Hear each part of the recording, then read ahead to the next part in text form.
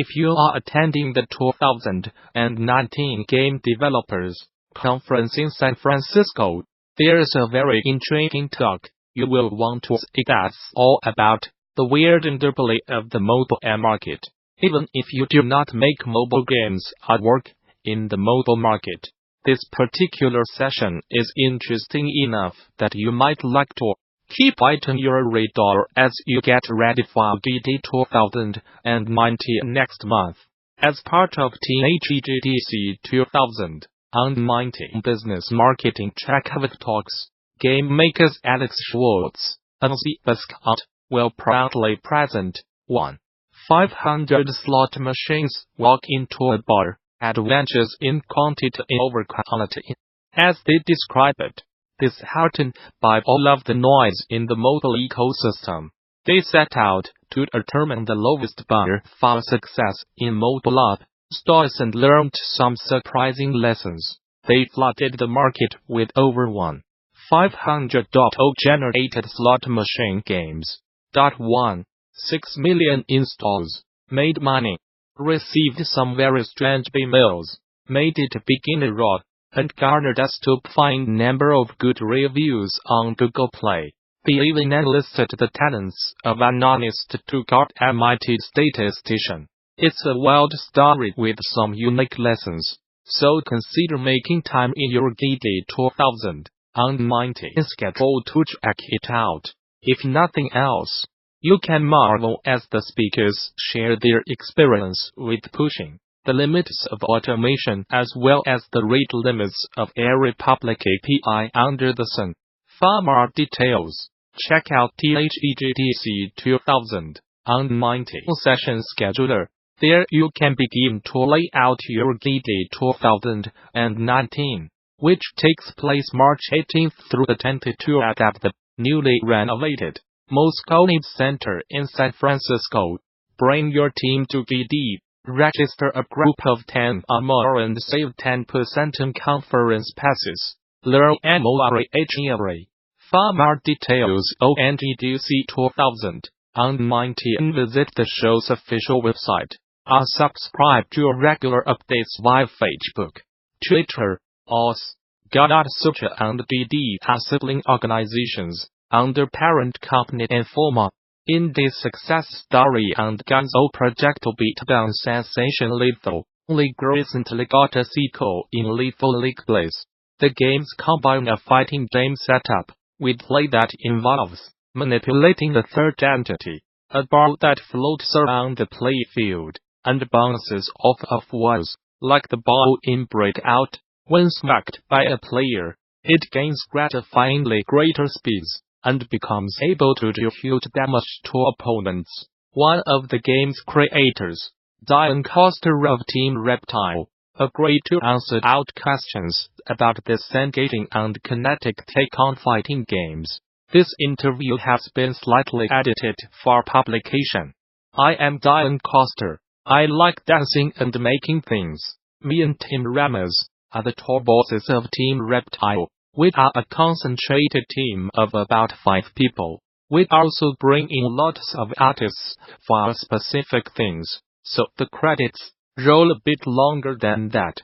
My own role is that of a game director, determining the style and vision both visual and gameplay-wise are the things on my plate.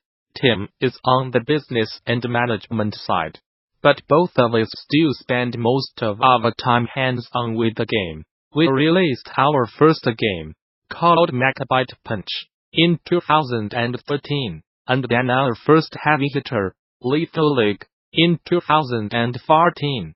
Lethal League did really well. Both of us moved out, and from that point on we were truly self-sufficient. We never worked with a publisher, or received any funds for development either, mostly because we cannot work without full creative control. Lethal League Blaze is our latest release, and it did even better for us than the original Lethal League. All of our games made their investment back and a bunch more for the Lethal League series. So as an independent studio we are pretty well off. Of course, we do not want to sit back too much. we'll do our best to challenge ourselves in always fun air in the game. And if the fans can see our sincerity with that, then I am as happy as can be. Sure. While we were making Megabyte Punch, there was a mechanic that reflected projectiles. There were projectiles that were one-hit kill in that game, which made it really exciting to reflect them back and forth. We decided to make this into a mini-game, which became the Lethal League prototype. I made it in Flash in a space of 2 weeks, put it on our site for free, and we sent it off to a few websites. You can actually still play it over here. It appeared on the radar of Adam Hart, who people might know from DivGeek, who was at Shoryuken.com at the time. He featured it at the Ultimate Fighting Game Tournament 9 as the grand final mystery game, and that really boosted our popularity early on. We finished Megabyte Punch, and it was clear we should just head straight into making Lethal League into a proper full game. A year later, in 2014, we showcased the game on Evo, and released it on Steam. Before the release, we did not get a lot of attention outside of the FGC. Thereafter, however, YouTubers jumped on it one by one. Total Biscuit, Game Grumps, PewDiePie, Markiplier. It probably was the extremity and big anticipation moments that attracted them. We kept updating the game for a while, and we managed to port it to PS4 and X1 in-house. While that was going on, we decided to do a sequel with 3D graphics. Since we ported the thing to Unity anyway, it was also a good way to up our game to scale up a bit, without taking that big of a risk. I did not want to name it Lethal League 2, because it implies that you had to have played the original, so we went with Lethal League Blaze instead. The Blaze is actually the get-up move you can do in this version, after being knocked down, signifying the fact that you will not die in one hit anymore. On high speeds, you still have the one-hit kill shots, so the hype is not lost. We added more moves, like pitching and spiking. The pitch is especially important, because it directly counters parrying, which is like blocking in Lethal League. Of course, the main attraction are the new characters, stages, modes and music. We have double the characters that the original had at launch. One of the modes you can unlock is called Lethal Volley. We had a lot of 2v2 fun with that one.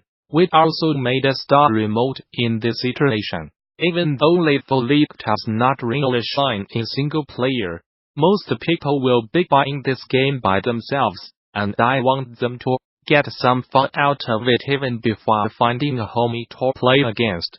The style comes from my experiences in street culture and hip-hop with skating, b-boying and graffiti I was doing. This is what drew me to Jet Set Radio Future at the time, which blew my mind with near-future versions of the styles I was familiar with. Hip-hop originated in America, of course, but what they had done was use inspiration from the French sci-fi artist Mobius and the backdrop of Tokyo to advance it into new territory. Although I admit it hit me more than others, because I saw where it was coming from. This mix between West and East influenced my personal style heavily. So yeah, I am a fan of Ryut Wado, the art director for Jet Set Radio. Looking for similar Japanese artists, I also came across CP Gogo and Daisuke Nakayama, two that my friends in the European underground dance scene, and graffiti writers from all over the world, and guess something that looks like Lethal League Blaze. It was not really tempting to add more elements per se. When looking at people picking up the games we make, they usually seem to have more fun with something deep instead of something complex. If you get what I mean. There are still not that many elements compared to most top-of-the-bill fighting games, but the interactions in certain contexts are with certain additional Inputs actually number quite a few. It's true that I like to hide extra mechanics inside others. Some definitely disagree with me here. But I believe the fun of discovering and sharing this is a big part of enjoying the game. It's also a way to keep it interesting for both beginners and experienced players. There's many techniques to learn, but they will not get in the way when you are playing free fire at a house party. In action games, there's an old trick to give more impact to an hit. Be it fighting games, beat 'em ups or sports. You would pause the animation at the moment of impact to give the feel that the thing you are hitting has more resistance. I added this hit pause, as we call it, without a thought to the prototype, and when I had the ball speed up it made sense to increase this pause along with it. Of course, the speed of the ball can be increased exponentially, so you would be hanging there for multiple seconds after a while. This upped the hype by a ton, so it felt like it was the right direction.